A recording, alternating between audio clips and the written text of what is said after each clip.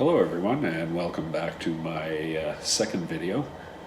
I've spent the last couple of days trying to plan some targets for what is looking like a really great clear night tonight. I'm really hoping that that holds up. Took me a couple of days to decide on exactly which targets I would try to have planned out for tonight. And my primary is M1, the Crab Nebula. We'll see how that goes. But it's always a really good idea to have a secondary and third target picked out for that matter. I think people should really, when you start out, focus on one target at night. If you try to squeeze too many in at once, if it's not working out or there are problems with that target, it's always good to have something to fall back on to go with. So my secondary target is M81, which is also known as the Exploding Galaxy. It's a difficult target from my backyard because of its location. There is a tree, but it's supposed to be high up in the sky tonight. So hopefully if plan A doesn't work out, plan B will. So I had to really think about what camera I was going to use tonight. I've elected to go with the Canon 60D with the L-Enhance filter. Hopefully I've learned enough to take that green cast that I've talked about before out of it, and in a future video I'll teach you how to do that as well if you're having problems. There were a lot of factors last time that could have contributed to that green cast being as loud as it is, and if you hear little bells once in a while, it's this guy, lady actually, Anka Sunamun, who wants to be a star. She's an Egyptian Mao, and she likes to hang out. Hi Anki, hi baby. So yeah, we're going to go with the L-Enhance with the Canon 60DA, and we'll see how it works out tonight. I think I've solved most of my alignment issues, my polar alignment issues that I've been having for some time, and with any luck that will work out for tonight as well. And I'll let you see some of the results. Actually, I reprocessed with George's help my original Orion that I shot about, I think it was about 2 weeks ago, and it's looking actually pretty good. Colors obviously are not 100% accurate because of the because of the green filter and just some errors in processing. I've been learning or trying to learn PixInsight, which is really a challenge. I did buy something called AutoScript, which has been a help, and I hope AutoScript will continue to help me along as I'm learning to use more of the functions inside PixInsight. And I'll probably end up taking a course. I think KW Telescope is going to run a few courses, maybe in the not too distant future, and I would definitely recommend anyone who purchases PixInsight for astroprocessing to take some kind of training on it. It's a beast. There's a lot to learn, although it's an extremely powerful program. But other things you can use are Photoshop, and Photoshop is also a really great tool. I ended up actually processing the Orion Nebula M42 using both. So anyway, I'll show you that picture later in an upcoming video, or maybe at the end of this one, and hopefully you'll get something out of this and learn. My pre-planning software I used was the SkyX, which is one software. I also use Starry Night Pro 8 for planning, and I put a panorama horizon of my own backyard in there, which you can do fairly easily. We'll talk about that in another video. So you can actually see exactly where everything is in relation to the sky and your backyard and where maybe you have your telescope set up. Mine is in an observatory in a sky pod dome and fixed on a pier, so I don't have to hopefully move it around too much. So here we are out in the dome. Planning is not just deciding what target you're going to shoot and or observe, depending on whether you're doing astrophotography or just visual observing, but also making sure that your setup outside is prepared early. That way you're not struggling in the dark trying to set things up, which in my early days I used to do quite a bit. So I'm out here, it's about 3:30ish in the afternoon. So I've already connected all my power for the telescope. Shortly I'll move my laptop out. I've already got the camera attached to the telescope as well through the Hyperstar, which you see up there. And pretty well everything is ready to go. So I thought while we're waiting to get started, I'd give you a quick tour of the telescope. I'm actually using a Celestron C14 Edge HD. I have a 0.7x focal reducer on the back with a moonlight focuser, which is this guy right there.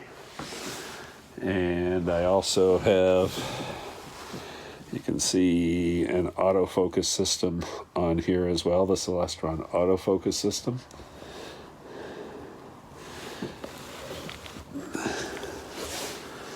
As we move around to the front, you can see the telescope is inside the dome. I have a counterweight on the front, which helps me balance. My hand control systems, lots of cables. Cable management is really important. I'm not really great at it, but I'm trying. Bunch of counterweights here. There we go. A bunch of counterweights on the front, again to help with balance. And as you get up into the telescope itself, you can see the Hyperstar, which is a really great tool. So this is kind of a quick view of the telescope and inside the dome. I think I showed you a little bit in the last video. You can see the pier that it's sitting on, which is straight down into the ground and the floor. You can also see that I'm still having a problem with water seeping into this part of the dome, and it ends up coming out through this hole. I actually have to drain it, and that's why I talked about I'm going to have to do some sealing of the dome itself, certainly in the next few weeks as spring comes. And we're kind of all trapped inside right now with COVID-19 on the rage. So now is a good time to kind of self-isolate and get a lot of work done on the dome, cleaning it out, including my little friend's nest down here with the rabbits, and getting on with some observing. Hopefully we'll get lots of clear nights. So this is exactly what I didn't want to see, clouds moving in.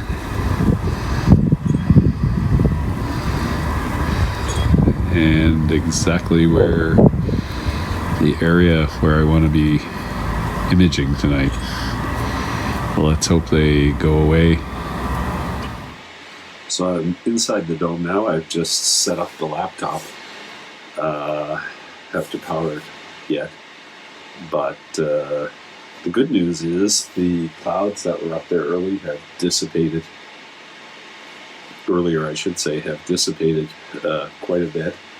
There is still some, so I have hope that most of that will clear out, although there is some very high thin clouds, so the seeing may not be optimal tonight. But my sort of southwest sky, where I need to be looking today, is actually not too bad for Crab Nebula. It'll actually just be almost straight out there and a little bit toward the west, north of the west. by the time it's dark enough to start imaging. So that all can change in a matter of hours or minutes for that matter. But again, we'll see where things are in about another hour or so. And with any luck at all, we'll be doing the imaging tonight. So I'm pretty ecstatic right now. This target, the Crab Nebula, has worked out really good. The telescope is tracking very well. And just doing a few other tests. I've decided at the last minute to do 30-minute integration, so 31-minute frames. And my camera just shut down. That's interesting. So it could be... Okay, so a little bit of a technical problem. We'll get back to you. So I had a battery failure. I'm not sure why, or it looked like a battery failure anyway. So I did a quick battery change, and I'm just running a test again now. I'm actually running a 120-second exposure, and it may well be that the battery or the camera just got cold. It could have been a software issue. I'm not exactly sure what happened. It is functioning again. I did a quick reset on the USB cord as well, and that seemed to have worked out pretty well so far. So I am recharging the battery, and with any luck that'll hold out for a while until the other battery is there. Clearly I should buy some more DSLR batteries for that Canon 60D. As I started to say, I'm really happy with the results. The telescope is tracking really well, which has been an issue for me for a long time. One of the reasons I'm trying this 120-second exposure is just to make sure it's still tracking well, and longer exposures are better for a lot of reasons, in some targets anyway. So that's a little better for you to look at. That is the Crab Nebula. Like I said, the green is from the light pollution and narrowband filter. That's an all-in-one combined. It's called an L-enhanced filter, and I'll talk about that, like I said, on another video. But generally I'm pretty happy with that being a 2-minute sub. So I'm going to shoot a few more images of the crab while I can, because it is getting kind of in a more difficult location to shoot. And then we'll move on to target 2 and see if that works at M81. So I'm really happy. Managed to get M81 pretty much in the center of the frame on the first slew, so first movement of the telescope. It's pretty small. Again, that's because I'm using the Hyperstar, which is a very wide field instrument for a part of the telescope, and I'll explain Hyperstar a little later to you.